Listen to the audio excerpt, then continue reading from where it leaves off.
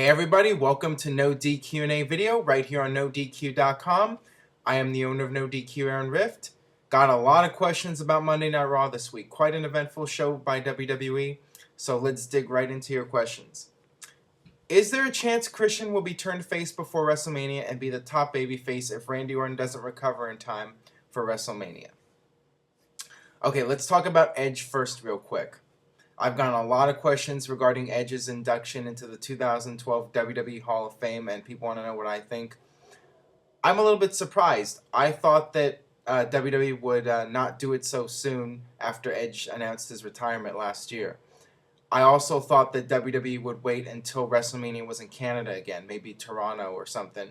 I thought that that would be a better place for Edge to be inducted. But you know what? Edge deserves it, no doubt about it. So I'm happy just the fact that he's getting inducted. So congratulations to Edge, and it should be an awesome moment. Now regarding Christian turning face, you know, that's always a possibility. WWE might want to have him as the baby face to induct Edge into the Hall of Fame.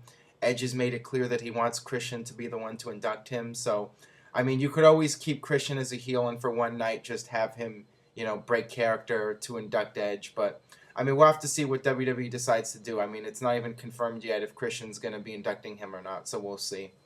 And as far as Christian being the top babyface, the fact is Randy Orton is probably going to be back sooner than later, maybe the Royal Rumble. I mean, I talked about it on the last episode that he might end up just working through the injury, in which case Christian's not going to be the top face. I mean, he could be the face as number 2 next to Orton, but I don't know. I mean, we'll see. Hey Aaron, with Chris Jericho back in WWE, how do you think they will set up the match between Chris Jericho and CM Punk? I honestly think that with the catchphrase storyline, it would be alright, but I was hoping for something bigger. What do you think? Well, I'm not really sure what the direction is with Chris Jericho right now. I don't know if it's going to end up being him versus CM Punk. I mean, that's what logic tells you. I mean, I don't really see any opponent for CM Punk on the horizon, and Chris Jericho is the one that makes perfect sense, as we've talked about before. One thing I got to note about Raw, I thought it was hilarious that when Chris Jericho came out, his Titantron just consisted of shots from him the previous week. I don't know. I thought that was really funny, and you know, they're gonna milk this whole thing with Jericho just not talking and coming out and just doing his thing with, you know, trying to get the fans to cheer for him, and I guess they're just gonna let it go for a few weeks. So I mean, I think by the Royal Rumble we'll have a better idea of where things are going with Chris Jericho and who he's gonna feud with and what's gonna happen at WrestleMania. I think by the Rumble we'll start to know where WWE is going. Do you think TNA will ever be able to draw enough people so they can travel to different cities every week?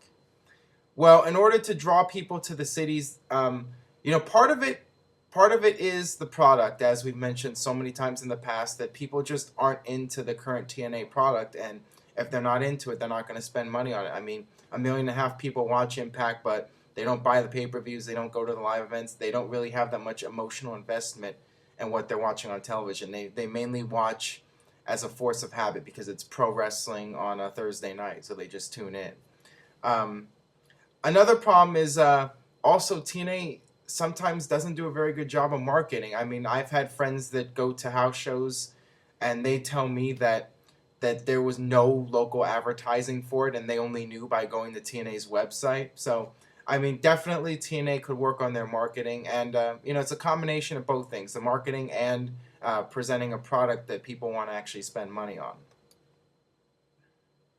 Hey Aaron, thanks for answering our questions. Sorry if you have answered this before or something to this extent, but how much of a superstar's promos are scripted or checked by management before someone goes out and talks for a long period of time? Well, yeah, I think I mentioned this on the previous episode about scripting, and yeah, most of the guys, WWE has an entire script for Raw every week, and most of the guys' promos are scripted, you know, heavily scripted, almost every single word, and it depends. I mean, some of the top stars, they will get bullet points, and you know, but I think for some of the lower card guys, like pretty much their entire promo is scripted for them, and they just got to memorize it and recite it. And as I mentioned before, I think it's better. I think it's better to script the guys to some extent, but let them have some more creative freedom when it comes to the promos. All right, let's see what we have here. Ola, now that the Four Horsemen will be inducted into the Hall of Fame 2012, do you think Ric Flair will be at the Hall of Fame? Well, I think it's good that the Four Horsemen are going in as a group. I think that's awesome. It would be a big mistake not to have Ric Flair part of the Hall of Fame induction ceremony. People are going to be wanting to see Flair. If he's not there, you're going to get the "We Want Flair" chants, and it's just going to be really awkward. So my guess is we are going to see Ric Flair at the Hall of Fame, and I think this means his days in TNA are numbered. I mean, I can't see WWE bringing in Ric Flair when he's still under contract to TNA. So perhaps this is a sign that Flair is going to be done with them soon, and he'll be back in WWE in some capacity, maybe a backstage role. But yeah, I mean, it's very interesting considering that Flair's still part of TNA at the moment. So yeah, we'll just have to see.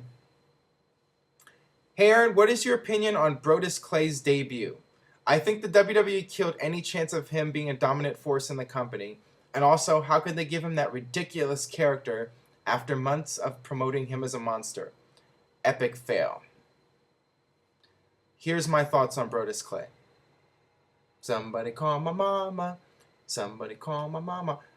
I was driving down the freeway this morning and I was singing that song. I mean, it was so goofy and so over the top, but it's vintage pro wrestling, and I was extremely entertained by it.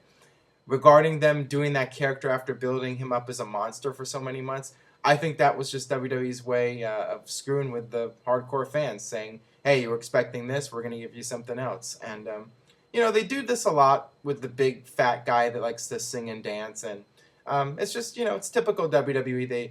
His character was kind of like a mix of so many other characters in the past. I mean, he had like the two girls by his side, like Flash Funk. He had the hat and the outfit, kind of like the Godfather. He had Ernest the Cat Miller's old theme music, and you know, dancing around like Rikishi. So he had elements of all those characters.